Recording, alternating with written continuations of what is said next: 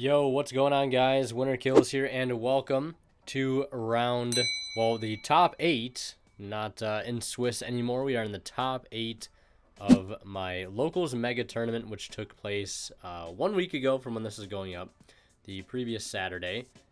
So yeah, we have Evil Twin, or Live Twin, on the left here.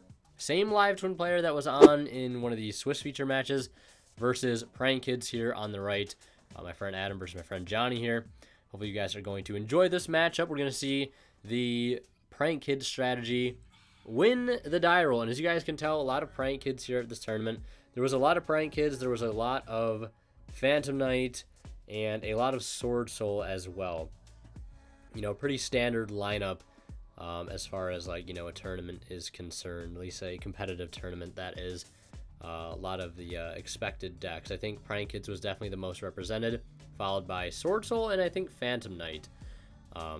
Yeah, so like pretty usual suspects. We're going to see, you know, same old song and dance here, right into Fateful and Place, right?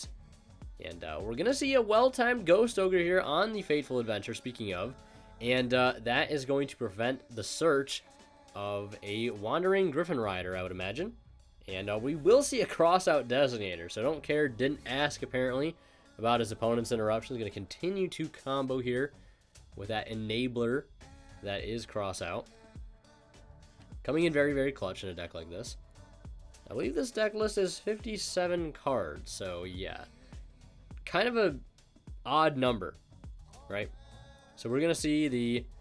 we're going to see the Draco back get added, pitched, re-equip, and then the Wandering Griffin Rider gets back here before he goes any further. And we're going to see him link into Doodle Doo, Chainlink 1 green, Chainlink 2 Doodle Doo. And then we're going to see him go ahead and special summon out the red, and then dump the Pandemonium, and then add the pranks there. So, yeah, probably going to be the standard end board. I think I see Nibiru in hand for our Evil Twin player here, and that's really unfortunate because, I mean, it's only going to trade with the Griffin Rider. The rest of the board is still going to be there, right? You'll still have to worry about the Butler, and yeah, just the Butler, because he won't have a way to search Griffin Rider to be able to spec during the opponent's turn, I don't believe, with this particular setup. So we're going to go ahead and see him link into Anaconda here. Going to forego the Bow Wow Bark, it looks like. And there is, yeah, frame 1 Griffin Rider. We also saw a Bell there as well on the Bow Wow, or not the Bow Wow, the Doodle Doo. So I'm assuming that's why he went the alternate path to go for the Anaconda play. Just using that Pranks token to go for the Link Spider, then into Anaconda. And then Nib on that summon, and then that's going to get negated by the Griffin Rider, and then has Thunder Dragon Fusion to keep going. And yeah, DPE plus Butler is going to be enough. Yeah, definitely against Evil Twin, going to be more than enough. So we are on to game 2. Prank Kids up 1-0 here. We'll see if Evil Twin can bring it back. We'll see him lead with the Kiss-a-Kill into the Treat, I believe, the Lilla Treat, and then link into the Evil Kiss-a-Kill, bring back 1, and then link into the Evil Lila, activate the Sunny Snitch to go ahead and search follow-up for next turn, and also get that free life point gain and burn on the board as well for his opponent's turn. So you might have imagined a lot of life point changing in this particular match, Prank Kids especially, and we are going to see probably one of the better hand traps against this deck resolve here. There is Nibiru, no crossout designator for him there, unfortunately, but he will have a way to follow up here. He's going to have the secret password. We'll see if he either grabs the trap with it or the home. It looks like he will grab the home, and he will activate home, pitching a Lila, and we're going to go ahead and see him special summon out a Frost, a Kiss-a-Kill Frost, and link 2 into the red, and set 1, which I believe is an Imperm, and pass turn. So not the board you'd, you know, wanting to be ending on, but I mean, it's good enough as is. He can bring back blue for an interruption, and that's about it. And we'll see him normal summon Enchantress here. And then we're going to see him link to immediately for Predator Plant, Verite, Anaconda. So probably no Prank Kids in the opening hand, I would imagine. No access to the Prank Kid engine.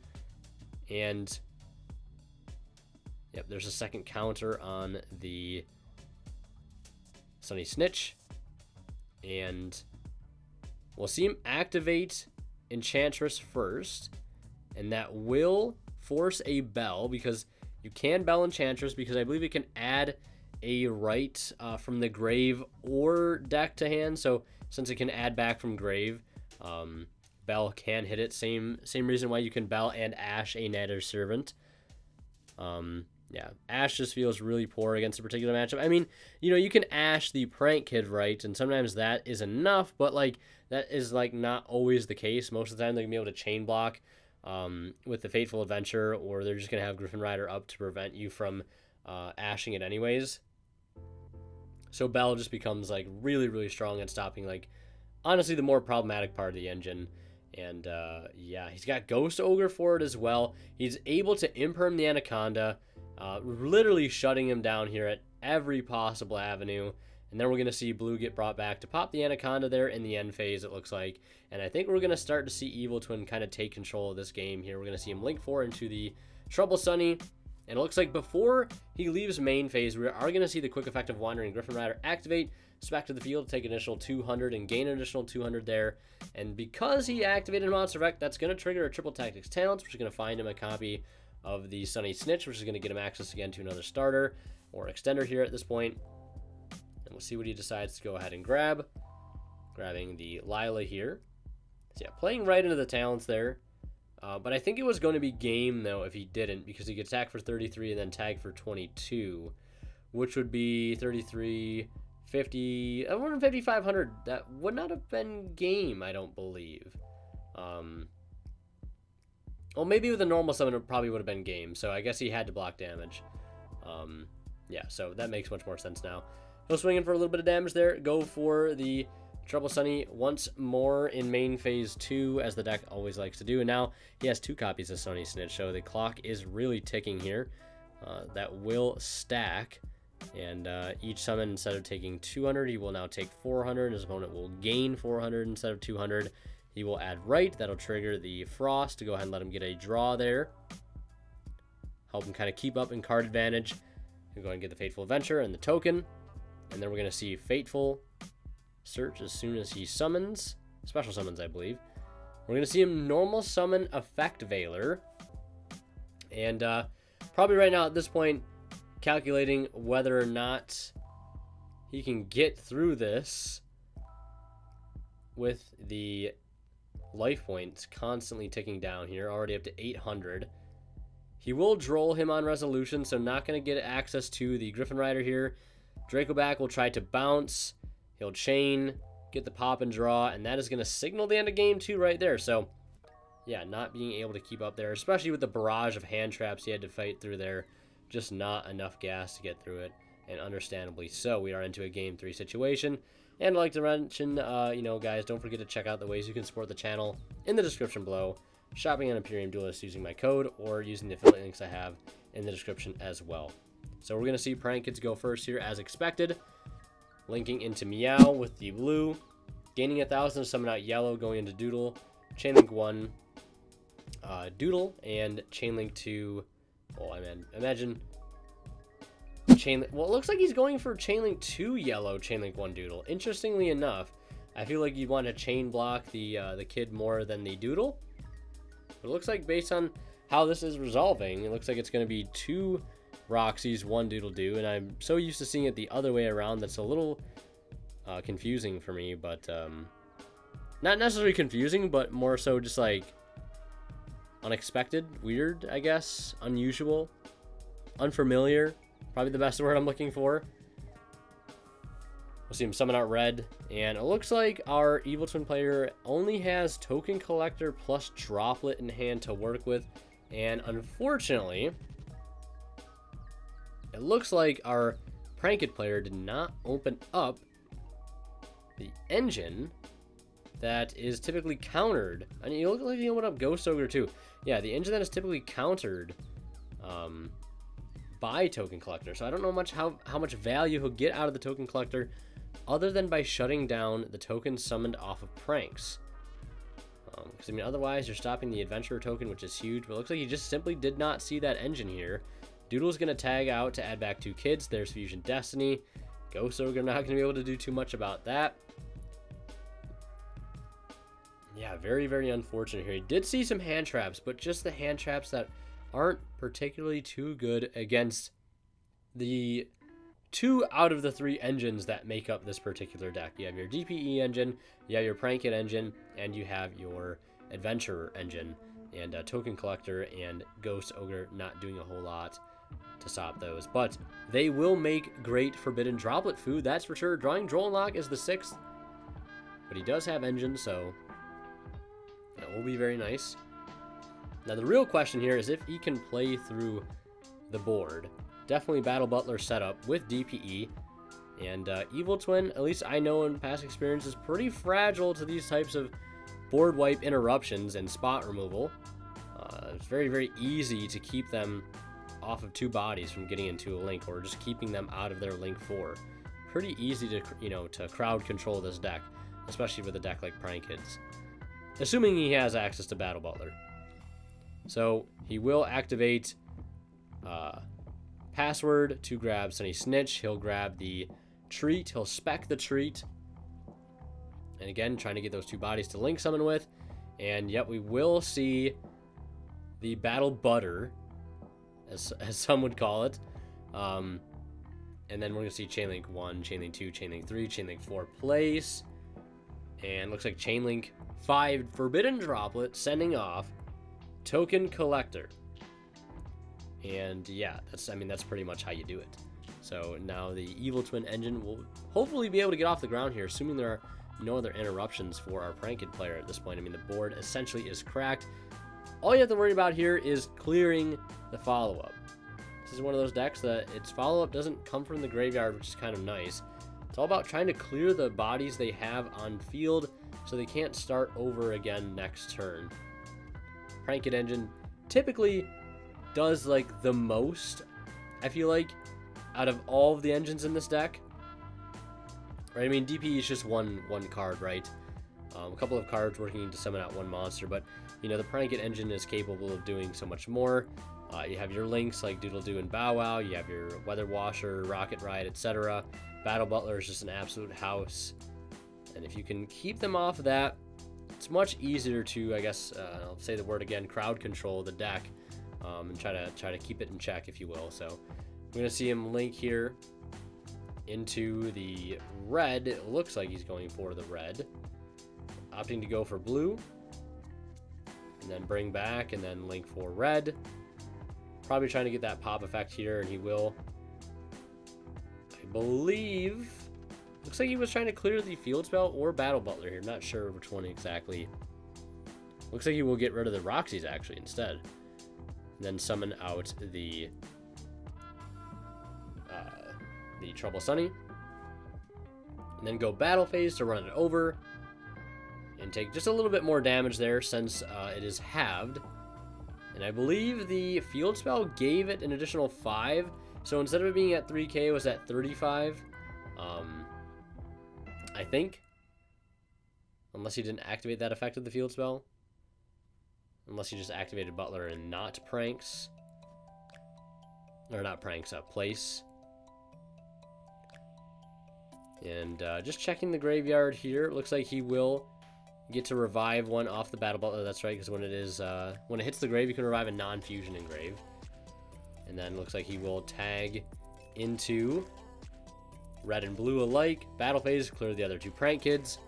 Fortunately, he does get the Doodle Doo back, but it's just kind of a byproduct of having to clear Battle Butler. You can't leave that on the field. And looks like actually Trouble Sunny's going to come in clutch here to clear that Doodle Doo, so he does not have the ability just to add back 2 at the start of his turn. And he'll dump the Evil Twin main deck monster, and he's already taken 200 and gained 200 there, so from the help of the Sunny Snitch. And then we're going to see him link into another Trouble Sunny, as expected. There is, boom, another Starlight. You love to see it. Budget player, by the way. And then we'll see him set one. And that will probably do it for turn. We'll see if he can keep the, you know, the DPE engine at bay here for the Celestial follow-up. We'll see if that'll be enough. And speaking of DPE engine, Dasher's going to summon out Nib in the standby, or in the draw phase. Pretty big body to be able to special summon there for the free. You know, nice 3k body. Still can't, well, now it technically can contend with the Trouble Sunny, since it is now down by 400 because of the effect of Destiny Hero Destroyer Phoenix Enforcer, putting it down to 2900 instead of its typical 3300, so making it much more manageable in this particular matchup. And now we're going to see our Pranked player here go into the battle phase, and I believe our Live Twin player had a response here, had to go and double and check with the audio and kind of double back and hear what they were saying. And it looks like in battle phase, he uses the Trouble Sunny here to tag out into red and blue. And I believe he went Chainlink 1 red, Chainlink 2 blue, targeting Nibiru. And in response, he chained DPE, to which our Evil Twin player does have a response. And that Ghost Ogre is going to come in clutch here. Now, something else happens here, and somebody can maybe clarify this in the comments. Obviously, the Nibiru will still get destroyed because of the blue effect. But the DPE still resolving here. Which I thought if you Ghost Ogre DPE before it could destroy anything, it doesn't actually destroy anything because, like, it didn't get to destroy one of the other cards because it got Ghost Ogre first. I don't know. Maybe I missed something there, but I don't think the Crossout Designator should have been destroyed, but it's kind of a niche ruling question, but then again, I don't know. I could be wrong. Either way, DPE will still get to come back regardless because it was destroyed. The effect was declared in the grave. And unfortunately for our Pranked player, he's not able to do too much there to follow up past that. In main phase 2, just sets one and ends turn. Now in the standby phase, we're seeing DPE return. Already going to put one counter onto the Sunny Snitch. And we'll see if our Evil Twin player can kind of close it out here. This is probably the best time, if any, to try to do that. We will see Trouble Sunny Engrave activate to force the Enforcer. And looks like Enforcer will resolve, sending off the set Pranked and blue. And we're going to see him add a copy of Lila off of a second copy of the Sunny Snitch. We'll see him normal summon it. Obviously no effect because he can't, because he controls another monster. He'll link into blue, and then blue effect to bring back red to go for a draw. Nice little draw mid combo is always nice. And then we're going to see him go for a link 4 here. Now with his opponent being at 8100 damage, he will not be able to do the typical OTK here, which I know the deck is capable of doing, especially with the help of Transcode Talker, but not going to be able to go for it here, especially because of Nibiru. And that's going to put a damper on things. So many Nibirus being thrown out this game. I think that's like the third one, I think. No, I might be thinking of a different match, but definitely I think this is the second time the Nibirus got thrown out on our Live Twin player, so definitely on the struggle bus a little bit. But he will have the extender, the crucial extender in a Live Twin home, dumping a Kiss-a-Kill, summoning a Kiss-a-Kill, and then link 2 into an evil Kiss-a-Kill. And we'll see him pass on that. So he does at least have an interruption in the form of a pop, but DPE is coming back like always. And we're going to see him normal summon blue. And if you can get that last card out of hand too, you can also get that Celestial draw 2, which is really clutch. And it looks like on the summon of blue, thinking about a possible response here, he will set one. So yep, he's going to go for it. Going to go for Banish, Celestial and Dasher, draw 2. Drew into a spell there. Can't really tell which that one is. He does have Ash for the Frost. So that'll stop him from potentially drawing into a hand trap. So picking up Ash Foolish there, really strong.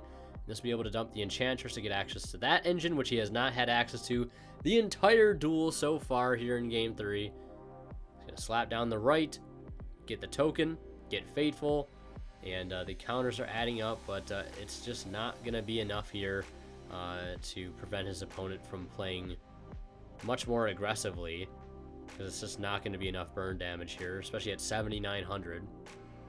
Token Collector is going to come out, and that's going to do a good job at shutting down the Adventurer engine, and we will see him chain DPE to go ahead and pop the token in response, because I think he might have chained both red and Token Collector there. So getting rid of the blue and getting rid of his own token, just because why not? It's going to be destroyed anyways by the Token Collector. And then we're going to see him dump another Enchantress to the grave, and then we're going to see him go Battle Phase, and he's going to activate the effect of Treat in grave, which I believe is going to drop all of his monsters' attacks by the damage that he just took. I believe that's how that works. I could be wrong on the specifics, but I believe it has something to do with that. So water is going to be like zeroed out here, and DPE I don't think is going to be able to actually get over the defense of Token Collector. Yeah, DPE going down by 19 is going to put it at 600 to Token Collector's, I think, normally 2,000 defense, but being dropped by DP even at 14, still not able to get over that. And we're going to see our live gen player top deck the worst top deck Nibiru, and that is going to signal the end of the match, and Prank Kids moving on to top 4, Evil Twins making it only so far. So yeah, shout outs to both of these players. Always a pleasure to commentate over their matches. If you guys want to see more of my content, click on one of the videos popping up on the bottom of the screen. And last but not least, a huge shout out goes to our Divine Level channel members, and they are Tweeter0226, Pony Start, Cadillacs84, and Keith Stidgers. Thank you guys so much as always for your extremely kind and generous support of the channel.